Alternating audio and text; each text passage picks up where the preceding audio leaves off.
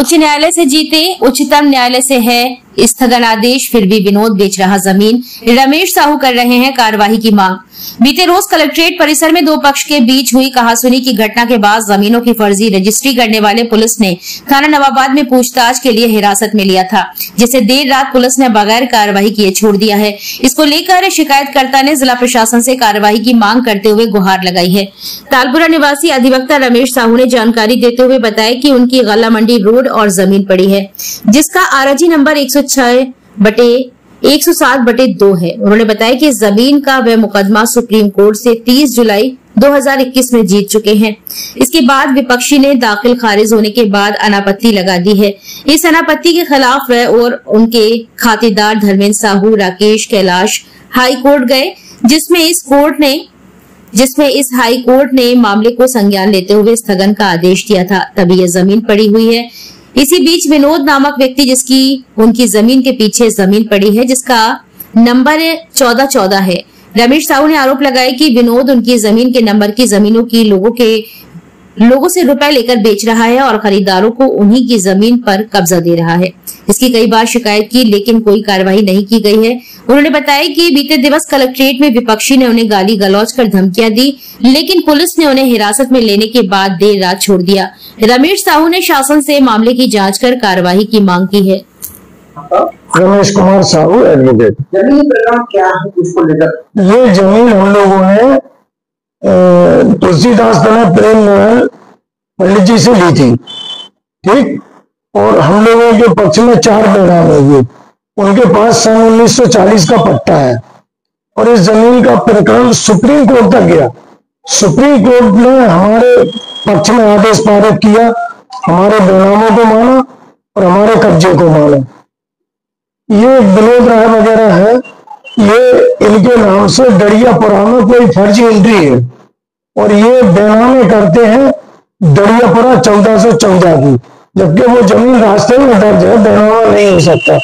और कब्जा हमारी जमीन पर कराते हैं 106/107 पर, जिसकी हम लोगों ने उच्च अधिकारियों को कंप्लेन भी की, शिकायतें भी की, लेकिन कोई प्रबल कार्रवाई इनके खिलाफ नहीं होती है, इसलिए इनके हौसले बुलंद है। जानकारी कैसे होती है? जब कोई वहां आ जाता कब्जे करने, हम लोगों से विवाद होता, हम लोग को जानकारी मिलती।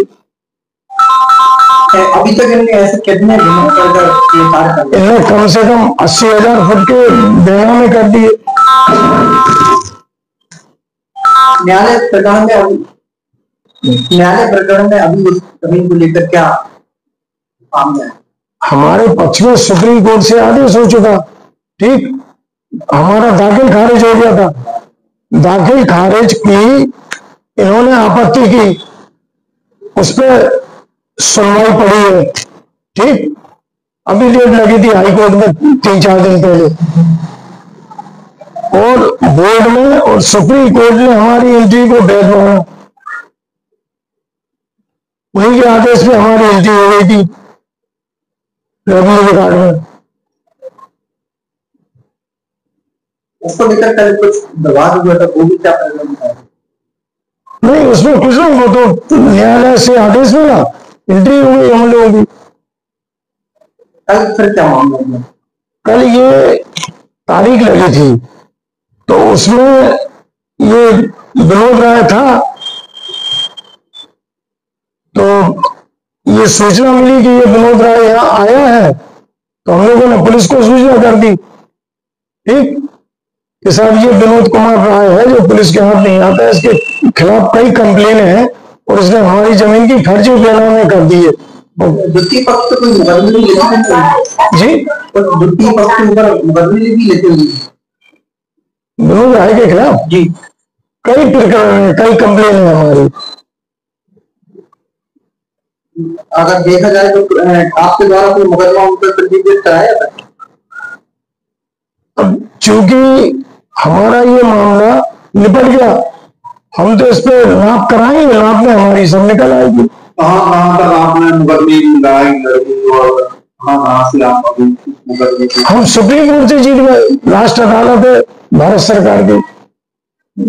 इसके बाद सुप्रीम कोर्ट ने हमें मालिक काबिज माना, हमारे बेनामा को माना।